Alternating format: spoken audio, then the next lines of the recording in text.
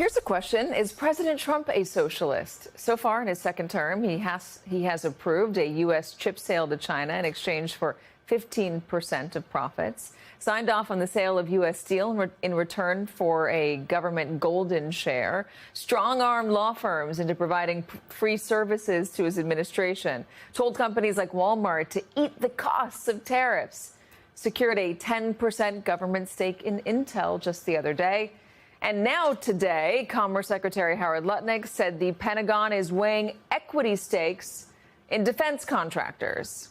As my guest writes, this is the nightmare right-wing politicians have been warning about for a century.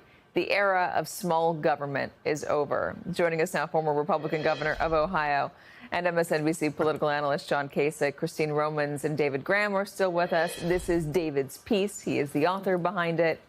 David, it would not have been predictable in years past to say that the era of expanded big government, getting involved in private business, getting involved in every aspect financially of daily life would have come from somebody with an R in front of their name. That's right. I'm not sure it even would have been predictable last year. You know, we've spent the last 15 to 20 years with prominent Republicans and conservatives warning that Barack Obama was a socialist. Donald Trump said that Kamala Harris was a communist.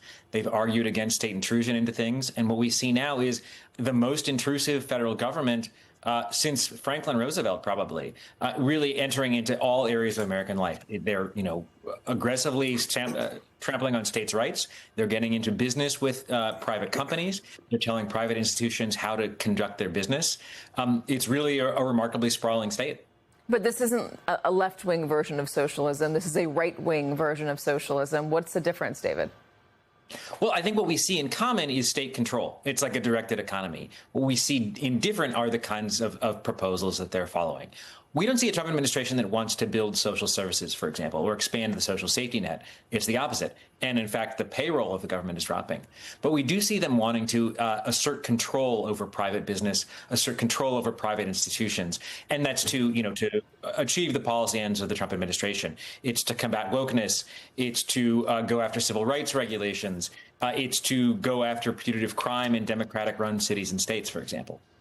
There's also this, and I don't think, Governor Kasich, you would have predicted this, although, there was some overlap in 2016, certainly. But Bernie Sanders and Donald Trump see eye to eye. This is from Punchbowl. I'm glad the Trump administration is in agreement with the amendment I offered 3 years ago to the CHIPS Act. No, taxpayers should not be providing billions of dollars in corporate welfare to large, profitable corporations like Intel without getting anything in return. So Bernie Sanders is saying, thanks for taking my idea, Donald Trump.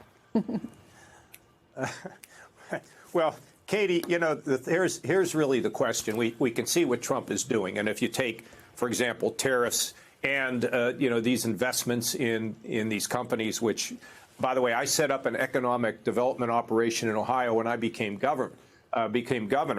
And I told him at the time, we are not going to invest in private companies. We are not going to do it. We'll help companies to come to Ohio, but we're not going to take a stake in them, because anytime you do, it doesn't turn out well at all. And you can just think, even when we made a loan, I think it was under Clinton, to Solyndra, and ended up being a disaster. But there's a number of things that Trump is doing, and I am not convinced. And in fact, it's not convinced. I don't believe that whoever comes after Trump will adopt these policies, because we're not talking about right wing and left wing and all that. We're going to talk about conservatives. Conservatives have a sense that government as a last resort, not as a first resort. It's in our nature. I mean, I didn't grow up as a Republican. I grew up as a blue collar kid and using common sense. But I never thought that it made sense to impose government at all these things, that government should be the last resort and sometimes necessary, including in areas of social services. I think, Katie, it is not in the nature of conservatives to want to continue these policies. I think we're seeing this at this point in time, but I think over time the Republican Party will reclaim its general philosophy.